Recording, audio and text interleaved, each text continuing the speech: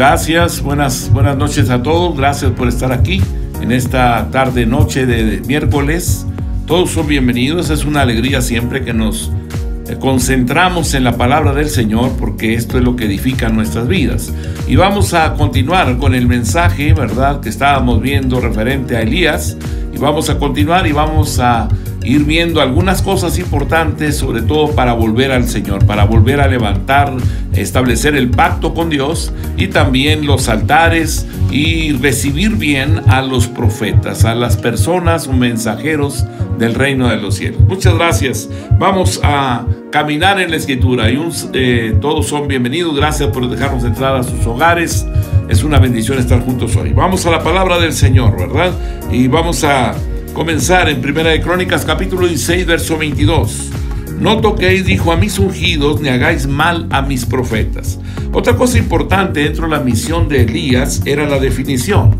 El profeta buscaba que el pueblo se definiera por Dios, que cantara alabanzas o que confiara en el Señor, solo en Jehová, ¿verdad? Y que cantara alabanzas al que vive. Hechos 2:1.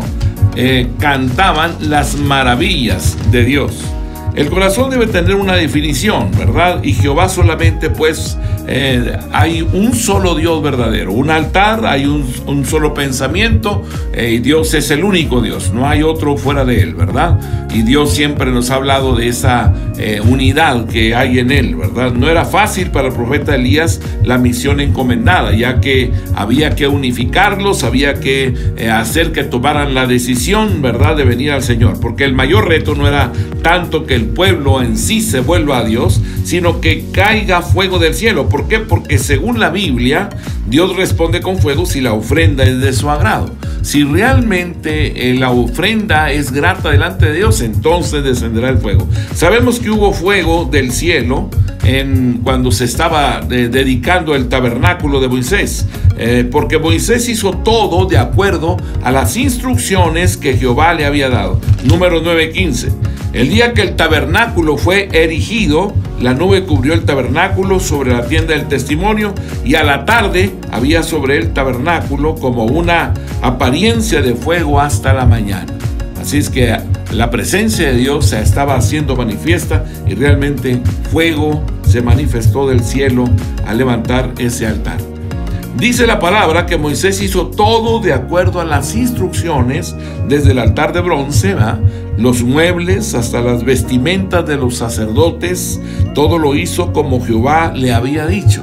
De esa forma entonces ya estaba el culto o todo lo que era el ritual, ¿verdad?, del tabernáculo realizándose. Ahora, tanto así como que en Éxodo, capítulo número 40, después de cada detalle que Moisés hizo, se repite 7 veces como un estribillo, ¿verdad?, en la lectura del pasaje, ¿verdad?, de Deuteronomio 40, versículo 19, se repite constantemente como Jehová había mandado a Moisés.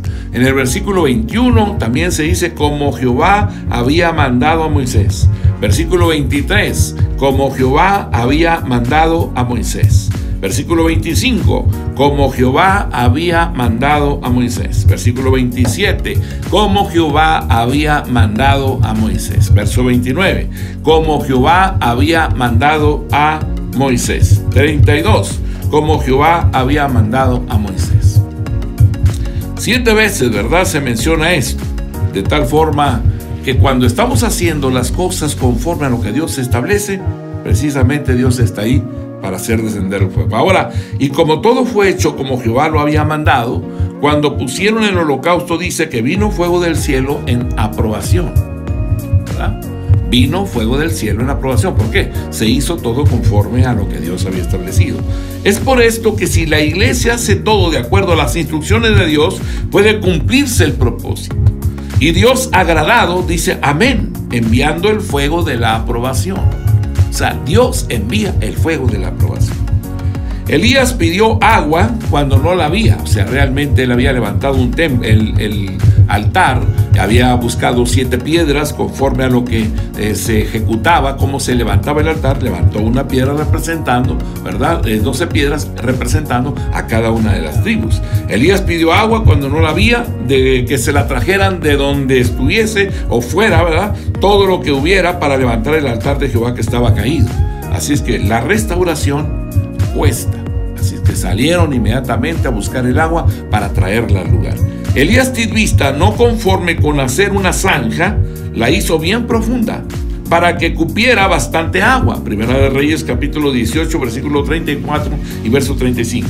Y dijo: llenad 4 cántaros de agua y derramadla sobre el holocausto y sobre la leña. Y dijo: hacedlo otra vez. Y otra vez lo hicieron. Dijo aún: hacedlo la tercera vez. Y lo hicieron la tercera vez. De manera que el agua corría alrededor del altar y también se había llenado de agua la zanja.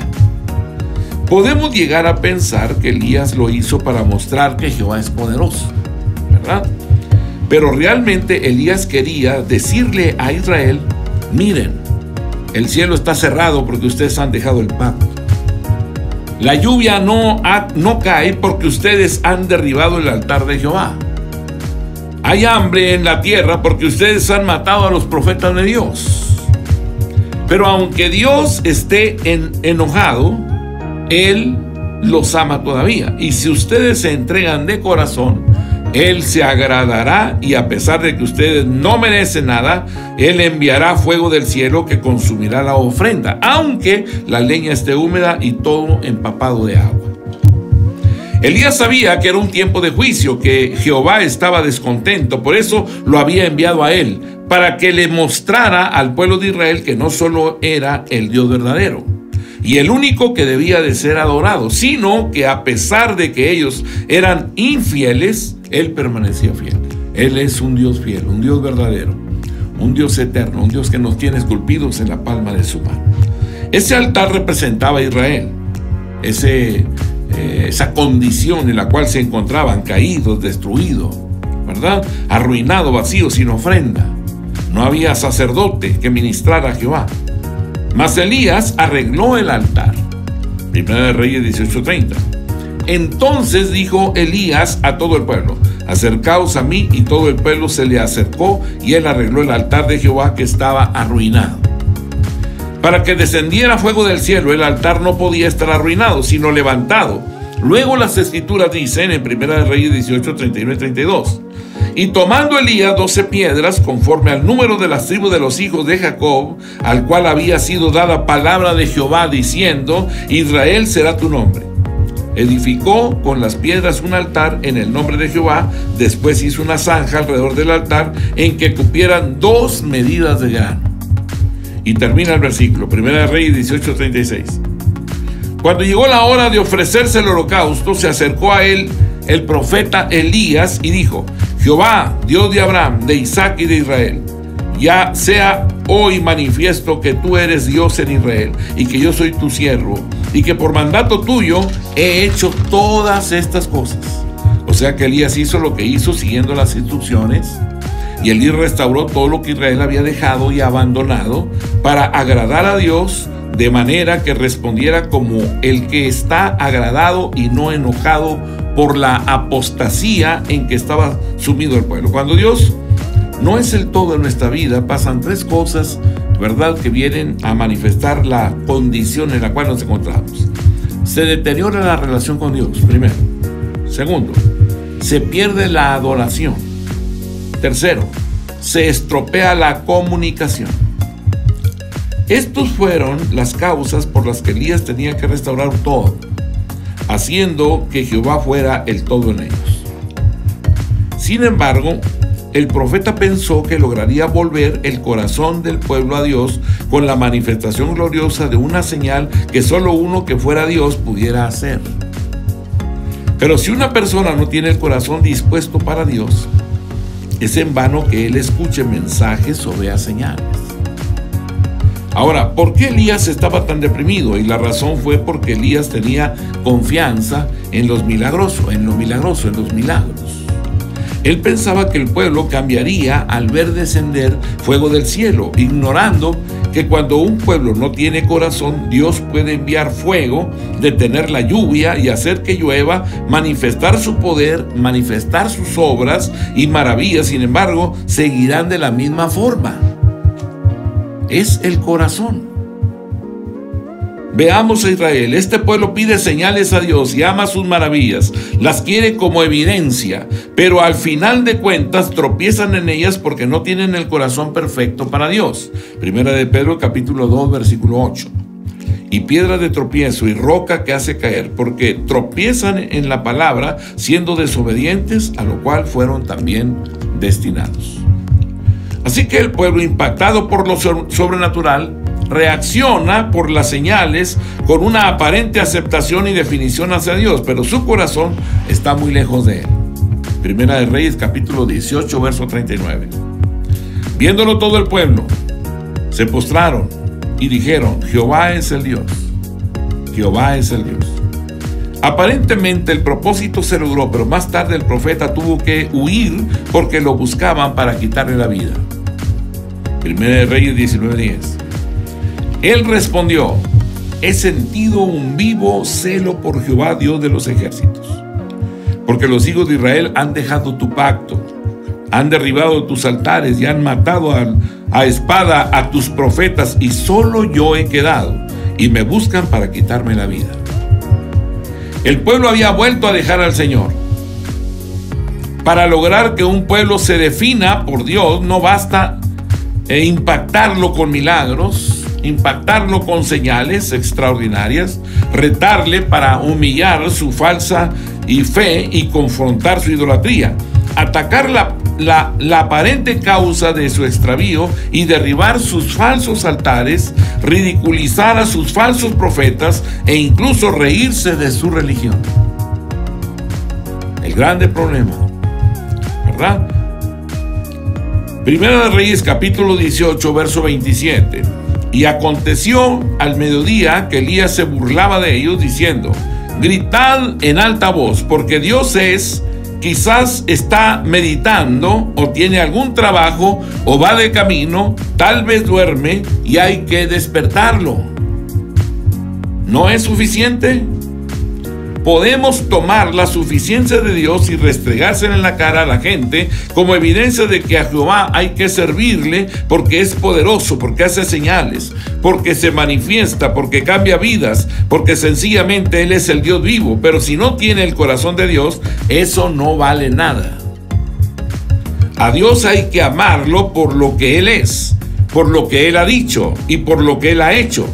Y hay que tener su corazón para anhelar estar con Él, en Él y para Él. Aleluya. La propuesta de Elías fue, Primera de Reyes, capítulo 18, verso 24. Invocad luego vosotros el nombre de vuestros dioses, y yo invocaré el nombre de Jehová, y el Dios que respondiere por medio de fuego, ese sea Dios. Y todo el pueblo respondió diciendo: bien dicho. Y dice que el pueblo aceptó. Más tarde vemos que Elías, de forma aparente, triunfó en lograr su propósito. Pero después de esas señales, el pueblo proclamó: Jehová es Dios, Jehová es Dios. Mas no es suficiente reconocer que Jehová es Dios. También es necesario tener su corazón. Ahora, las señales no cambiaron, ¿verdad? Esto no vino realmente a provocar grandes cambios radicales en la conducta del pueblo, sino que la actitud del pueblo cambió a Elías. La conducta del pueblo cambió a Elías, de un profeta valiente y animado a uno que estaba huyendo muy desanimado. Primera de Reyes 18, versículos 7 y 8, versículos 18 y 19, versículo 27 y versículo 31 al 35. Y yendo Abdías por el camino, se encontró con Elías, y cuando lo reconoció, se postró sobre su rostro y dijo: ¿no eres tú mi señor Elías? Y él respondió: yo soy. Ve, di a tu amo, aquí está Elías. Y él respondió: yo no he turbado a Israel, sino tú y la casa de tu padre, dejando los mandamientos de Jehová y siguiendo a los Baales. Envía pues ahora y congrégame a todo Israel en el monte Carmelo, y los 450 profetas de Baal y los 400 profetas de Acera que comen de la mesa de Jezabel. Y aconteció al mediodía que Elías se burlaba de ellos diciendo: gritad en alta voz, porque Dios quizás está meditando, o tiene algún trabajo, o va de camino, tal vez duerme, y hay que despertarle. Y tomando Elías 12 piedras, conforme al número de las tribus de los hijos de Jacob, al cual había sido dada toda palabra, da la palabra de Jehová, diciendo: Israel será tu nombre. Edificó con las piedras un altar en el nombre de Jehová. Después hizo una zanja alrededor del altar en que cupieran 2 medidas de grano.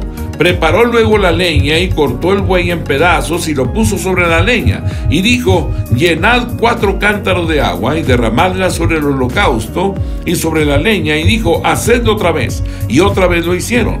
Dijo aún: hacedlo la tercera vez. Y lo hicieron la tercera vez. De manera que el agua corría alrededor del altar y también se había llenado de agua la zanja. De ser un siervo lleno de fe a uno que huye y se esconde, deseando morirse. Primera de Reyes 19, 1 al 4. Acab dio a Jacob la nueva de todo lo que Elías había hecho y de cómo había matado a espada a todos los profetas. Entonces envió Jezabel a Elías un mensajero diciendo: así me hagan los dioses, y aún me añadan, si mañana a estas horas yo no he puesto tu persona como la de uno de ellos. Viendo pues el peligro, se levantó y se fue para salvar su vida, y vino a Beerseba, que está en Judá, y dejó ahí a su criado. Y él se fue por el desierto un día de camino, y vino y se sentó debajo de un enebro, y deseando morirse, dijo: basta ya, oh Jehová, quítame la vida, pues no soy yo mejor que mis padres. Elías aprendió que los milagros realmente, aunque habían sido portentosos, había descendido fuego del cielo, había echado agua sobre el altar con el grano, con el animal destazado, ¿verdad? Y ese grande milagro, Elías aprendió que los milagros no convierten a nadie. No hubo cambios en el pueblo de Israel. La razón: es necesario tener el corazón de Dios. Las señales son para los incrédulos. El que es ya convertido debe de creerle a Dios, porque los que son de la fe es porque han nacido de nuevo, porque esta es un don que Dios da a sus hijos. El que ha nacido de nuevo vence al mundo, como dice 1 de Juan 5, 4 y 5. Porque todo lo que es nacido de Dios vence al mundo, y esta es la victoria que ha vencido al mundo, nuestra fe. ¿Quién es el que vence al mundo? Sino el que cree que Jesús es el Hijo de Dios. Es estremecedor realmente ver al profeta haciendo descender lluvia y fuego del cielo. Después de 3 años y medio, el agua cayó y el fuego descendió del cielo y no pudo cambiar a nadie. Y en contraste, él cayó en depresión. Es por esto que cuando Dios quiere hacer un cambio en alguien, le cambia el corazón realmente. Proverbios 23, 26. ¿Qué dice? Proverbios 23, 26 nos dice: dame, hijo mío, tu corazón, y miren tus ojos por mis caminos. Dame, para que puedas ver. Dame, hijo mío, tu corazón, y miren tus ojos por mis caminos. Porque a veces camino creyendo que yo veo. Pero aunque veo, realmente no veo. Dios es sabio y entendido. La apatía es un síntoma de depresión. La apatía es un síntoma de depresión. Cuando el profeta se deprimió, se echó debajo de un enebro y se quedó dormido en medio de ese desierto con un sol abrasador, sin agua, sin comida. Ahí se echó a morir el siervo de Dios. Primera de Reyes 19, 4 y 5. Y él se fue al desierto un día de camino, y vino y se sentó debajo de un enebro, y deseando morirse, dijo: basta ya, oh Jehová, quítame la vida, pues no soy yo mejor que mis padres. Y echándose debajo de un enebro, se quedó dormido. Y aquí luego un ángel le tocó y le dijo: levántate, come. Dios no le envió un psiquiatra, ¿verdad? Tampoco le envió un médico para hacerlo comer. Le envió un ángel. Hay depresiones que no se sanan con pastillas. Se sanan en la presencia de Dios y con las armas de luz. Segunda de Corintios capítulo 6, versículo 7. En palabra de verdad y en poder de Dios, con armas de justicia a diestra y a siniestra. Segunda de Corintios capítulo 10, versículo 4 y 5. Porque las armas de nuestra milicia no son carnales, sino poderosas en Dios para la destrucción de fortalezas, derribando argumentos y toda altivez que se levanta contra el conocimiento de Dios y llevando cautivo todo pensamiento a la obediencia a Cristo. Aleluya. Santo es el nombre del Señor, que es bueno y fiel y que nos tiene esculpidos en la palma de su mano. Las causas del fracaso de la misión. No hay una verdadera conversión. Otra cosa es que la unción viene por la cabeza. Salmo 133, versículo 2. Es como el buen óleo sobre la cabeza, el cual desciende sobre la barba de Aarón, y baja hasta el borde de sus vestiduras. Primera de Corintios capítulo 11, versículo 3. Pero quiero que sepáis que Cristo es la cabeza de todo varón, y el varón es la cabeza de la mujer, y Dios la cabeza de Cristo. Aleluya.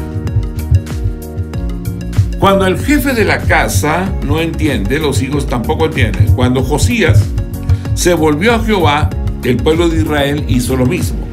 Segunda de Crónicas 34, verso 33. Y quitó Josías todas las abominaciones de toda la tierra de los hijos de Israel, e hizo que todos los que se hallaban en Israel sirviesen a Jehová su Dios. No se apartaron de pos de Jehová, el Dios de sus padres, todo el tiempo que vivió Josías. Así que Josías hizo que todos caminaran tras los mandamientos de ordenanzas de Dios, tras la palabra, ¿verdad? Porque Josías se había vuelto al Señor y en ese momento, claro, se encuentran ellos, ¿verdad? Buscando el rostro de Dios y buscando el vivir la palabra del Señor. Así que gracias a Dios por esos hombres, ¿verdad?, que se levantan. Ezequías en el momento en que él se convierte, también igual Ezequías hace lo mismo. Ezequías se convierte y todo Israel se convierte. Segunda de Crónicas capítulo 29, verso 31. Y respondiendo Ezequías dijo: vosotros os habéis consagrado ahora a Jehová. Acercaos pues y presentad sacrificios de alabanzas en la casa de Jehová. Y la multitud presentó sacrificios de alabanzas, y todos los generosos de corazón trajeron holocaustos. Así que los hombres empezaron a llegar y vinieron y proporcionaron todas las cosas con la finalidad, ¿verdad?, de honrar a Dios, de glorificar su nombre. Amén. ¿Por qué? Porque si el hombre busca a Dios, entonces las cosas van a ser correctas. Amén. Del mismo modo vemos, ¿verdad?, cuando Moisés murió, Israel le dijo a Josué estas palabras en Josué 1:17: de la manera que obedecimos a Moisés en todas las cosas, así te obedeceremos a ti. Solamente que Jehová tu Dios esté contigo, como estuvo con Moisés. Solo que Jehová esté contigo, como estuvo con Moisés. El problema era que Acab y su mujer no tenían el corazón de Dios. Ese era el problema. Si ellos hubieran reaccionado, el pueblo hubiera reanudado la relación con Jehová. ¿Verdad? ¿Qué podemos decir? Señor, queremos que tú seas nuestro todo. Esto es lo que nos proponemos. Señor, no pedimos, aunque tú lo haces, milagros, sino convierte nuestro corazón, obra internamente, acerca a tu pueblo a tu corazón. Queremos realmente vivir el reino de Dios, la vida de nuestro Señor y Salvador Jesucristo, ¿verdad? Y le agradecemos al Señor por engendrarnos en y por su Espíritu. Él nos engendró a través del Espíritu Santo, ¿verdad? Y gracias al Señor por darnos un corazón nuevo. Un corazón, porque Él nos dio un corazón sensible a su voz. Gracias por poner un espíritu recto en nosotros. Gracias, Señor. por poner un espíritu recto en nosotros.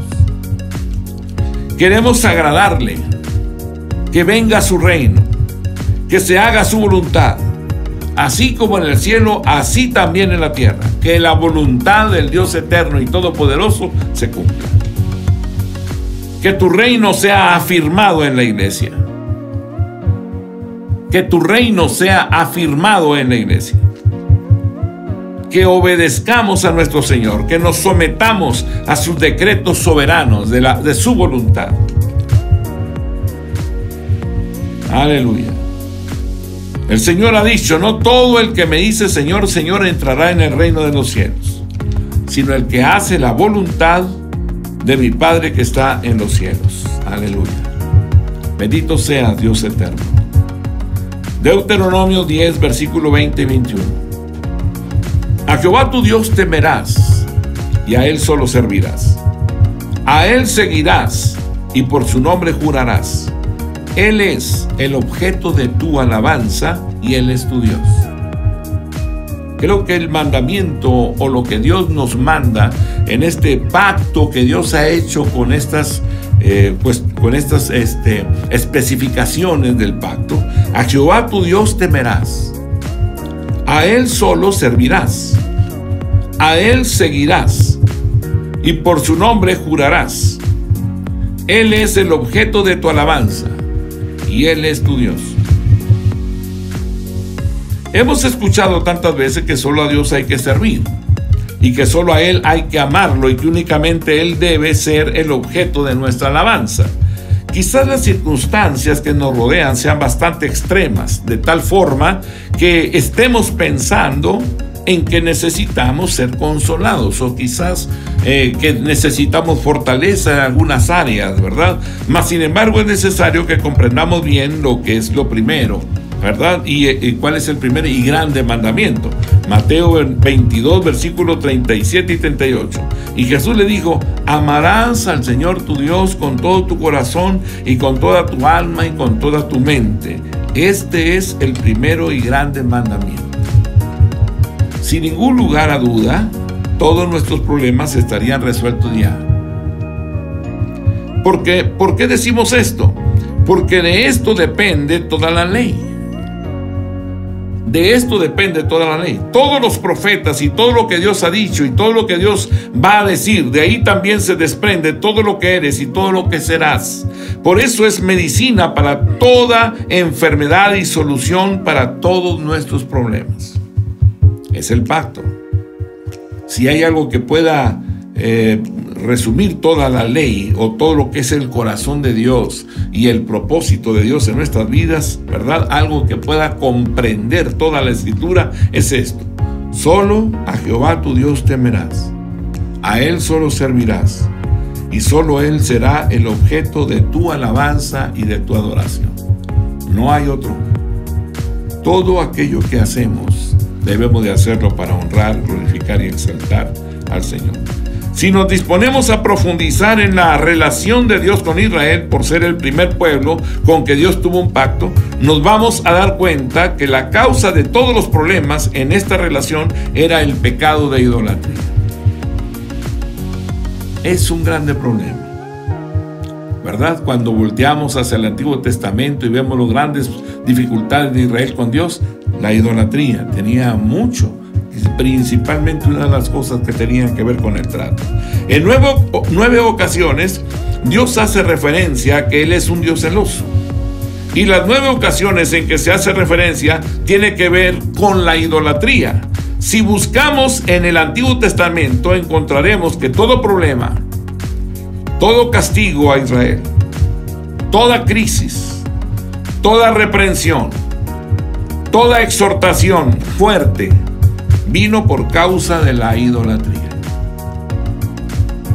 El tiempo en que esto se marcó, ¿verdad?, de una mayor manera, fue en el tiempo del profeta Elías. Ahí se marcó el extremo en la idolatría de Israel. Y esto no se debía en que no adoraban a Dios. No, ellos adoraban a Dios, sino porque no adoraban solo a Dios. Israel no amaba y servía solo a Dios. No era solamente el servicio o el amor hacia Dios, sino ellos amaban y servían a dioses de los Baales, aparte de adorar a Dios. Ahora, ¿qué interés tiene Dios en que solo Él sea el ser adorado, el Dios adorado? ¿Es el Señor un ególatra que está sentado en un trono y solamente quiere adoración para Él? ¿Por qué razón Dios exige adoración y alabanza únicamente para su persona? Bueno, para que Dios pida esas cosas, comenzaremos a decir que solo Él es Dios, no hay otro Dios fuera de Él. Porque lo que si alguien, ¿verdad? Si alguien no sabe o no conoce a Dios, Él sí sabe quién es Él. Él sí sabe quién es Él. Él es Dios. La relación creador-criaturas demanda que éstas adoren a Dios, porque por Él fueron creadas. La seguridad del universo y la preservación de su orden dependen de que Dios sea la causa de todo. Si Dios deja de ser la causa de todo, todo lo que rige y es, todo en lo físico como en lo espiritual, se desajusta. Él es el único. Dios es el cimiento del universo y de todo lo que es y todo lo que existe. Si Él deja de ser, todo se desmorona y todo se arruina. Nada puede continuar. Sabemos la importancia de que un hijo respete a sus progenitores, porque ¿qué ha pasado en el mundo desde que los hijos no respetan ni reconocen ninguna autoridad sobre sus vidas de parte de sus padres, de sus mayores? La consecuencia es que muchos hogares se destruyen, pues se ha dañado el fundamento. Cuando los padres no son respetados y tampoco son amados ni honrados, se pierde esa imagen de lo que es la paternidad, que da origen y protección a las generaciones que siguen. Muchas de las cosas que rigen la relación con nuestros hijos y aquellas otras que nosotros les exigimos a ellas, como son el respeto, la obediencia, entre otras, están basadas en que siendo nosotros lo que somos, sus padres, los resguardamos y en esa protección también preservamos a sus hijos y a los hijos de sus hijos hasta 1000 generaciones. Cuando el cimiento se cuida, entonces cuidamos el edificio. Cuando la causa se cuida, ¿verdad? Entonces se cuidan los efectos. Dios sabe por qué Él solo debe ser adorado. Eso no es simplemente una ley o un mandamiento, sino es una necesidad imperiosa, es una grande necesidad que hay de adorar a Dios siempre. Si Dios no fuera lo que es o dejara de ser Él, pues entonces la existencia no valdría la pena. Pues si uno solo se reveló y trajo todo lo que ha acontecido, ¿qué sería si todo lo creado tuviese autonomía y no reconociera autoridad alguna? Si muchos no le adoran, ¿qué pasaría si todos no adoran a Dios? ¿Qué ha pasado desde que Lucifer se rebeló? ¿Qué ha acontecido desde que Dios dejó de ser el todo? Empezando por el hecho de la muerte, ¿verdad? También la enfermedad como una consecuencia de que Dios no es el todo de todos. La degeneración del cuerpo, el rompimiento de toda relación, la rotura del hogar, la descomposición social, el deterioro de la mente y la decadencia de la misma naturaleza humana. Todo ha venido como consecuencia de que a Dios se le quitó de su lugar y dejó de ser el todo en todos. Desde que una criatura se rebeló y dijo en Isaías 14, versos 3 y 14: Tú que decías en tu corazón, subiré al cielo en lo alto, junto a las estrellas de Dios, levantaré mi trono, y en el monte del testimonio me sentaré a los lados del norte. Sobre las alturas de las nubes subiré, y seré semejante al Altísimo. Se violó la ley más excelsa y suprema del cielo, la adoración a Dios. Las malas consecuencias que sobrevinieron al hombre y puso esto a la tierra, ¿verdad? y por esto a la tierra no lo dejan ver. El mundo no puede ver. Vemos como esta criatura ya caída le dijo a Eva en Génesis 3:5, seréis como Dios. Le vendió una causa, le transmitió el germen de la rebelión y de la usurpación. La razón no es simplemente que una criatura no pueda ser adorada como Dios, sino que solo Dios debe ser adorado. Y solo Él debe ser el objeto de la adoración, ¿verdad? No es eso solamente, sino que solo Dios debe ser adorado. Y Él debe ser el objeto de la adoración. Esto no es un asunto de formas ni de énfasis, sino la causa de la preservación de la creación. Solo cuando Dios es lo que es, el universo es lo que debe ser. Cuando el centro de algo es quitado, todo lo que está alrededor se deshace. Cuando el cimiento se quita, todo lo que sostiene ese cimiento se cae. Decimos que estamos en el tiempo de la restauración de todas las cosas.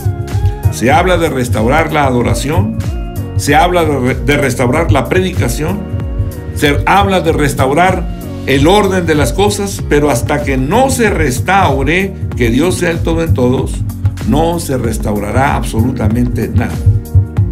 El Salmo 18:31 nos dice, porque ¿quién es Dios sino solo Jehová? ¿Y qué roca hay fuera de nuestro Dios? 1 Corintios 8:6.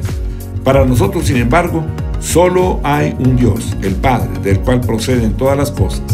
Y nosotros somos para Él, y un Señor Jesucristo, por medio del cual son todas las cosas, y nosotros por medio de Él. Así es que fuera de Él no hay nadie más. Debemos nosotros siempre de estar frente al Señor, honrándolo, glorificando su nombre, entendiendo la importancia que hay de darle esa primacía al Señor siempre en nuestras vidas. El Dios nuestro es un Dios maravilloso, extraordinario, que nos ama, y Él merece ser en gran manera alabado y exaltado. Fuera de Él no hay nadie más. Nosotros no somos el centro, Él es el centro de nuestras vidas. Es a Él a quien honramos, no a nosotros. Todo aquel que va a caminar en la palabra de Dios debe seguirlo a Él. Nosotros somos instrumentos en sus manos, con todos los limitantes que tenemos. El mensaje que damos es lo más claro que podemos. Así que ahora, caminando en el Señor, seguimos todavía, ¿verdad?, en esa ubicación.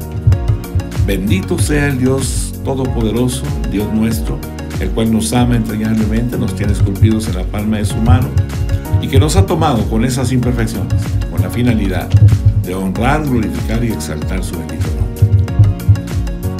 ¿Qué nos queda por hacer? ¿Verdad?